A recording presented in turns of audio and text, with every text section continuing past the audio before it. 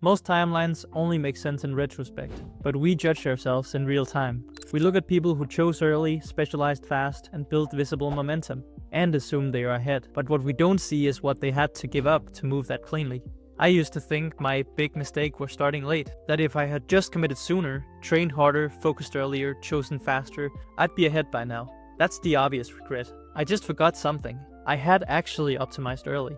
I finished a master's degree in chemistry at 23, graduated ahead of most of my friends, and I spent time studying abroad. From the outside, it looked clean, efficient, and I had a schedule. But underneath that momentum, something felt off.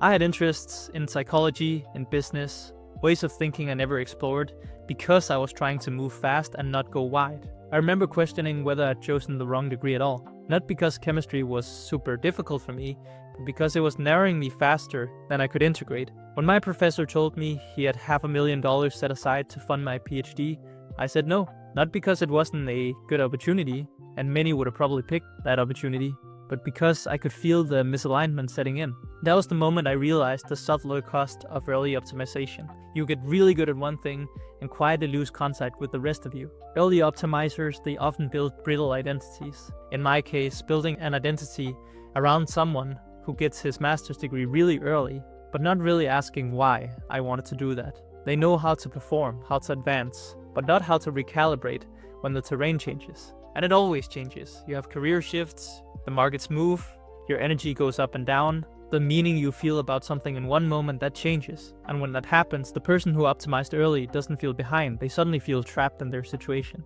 Feeling behind can be a sign of something else. It can mean you haven't collapsed your life into a single metric yet, into money, into status, into speed. It can mean your experiences are still unstacked, unintegrated, waiting, and that feels a bit uncomfortable. It feels messy, and it doesn't feel impressive to talk about. But it's not the same thing as being late. There's a phase most people skip over too quickly. The phase when nothing quite adds up yet. I'm in that phase myself right now.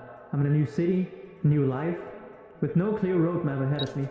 Where your skills, they haven't started compounding yet on paper, and where the progress isn't visible just yet. That phase looks like failure from the outside, but from the inside, it often feels like drifting. But drifting is not the same as stagnating, as long as you're paying attention to how you really feel inside. Early optimization trades breadth for speed, and late integration trades speed for depth. Neither is morally better, but only one remains adaptable over time.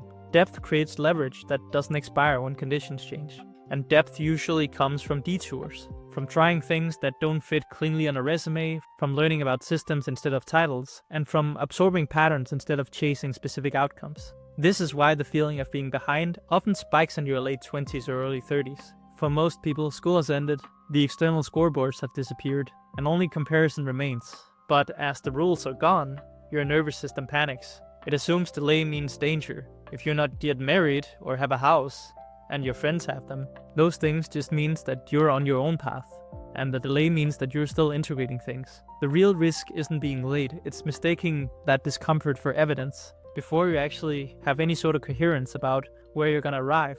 And your nervous system is trying to optimize away the very material that would have made your next chapter the one you really wanted to live. So if you feel behind right now, the question to ask is not how do I catch up? It's what am I still growing into? And what hasn't clicked yet but might blossom given some time and needed attention. Because when that integration finally happens, you'll know it. And it's gonna look obvious in hindsight. And it happens for people who don't narrow too soon, who are willing to do some side quests and really explore what they really want. So you're not broken for feeling this way. And you might still be going wide at this point, but that's not a flaw, that's a phase you're currently in. It's one that's worth exploring and finishing. If this message resonated with you, I'd love to hear where you are in terms of narrowing down to one path or going wide at this point. Also, feel free to send me a DM on Instagram if you want to discuss this further. I'm currently tinkering with a coaching business for neurodivergent men who wants to reclaim their time, energy, and focus. So if that sounds interesting to you, send me a DM on Instagram, and then we can have a safe conversation about it.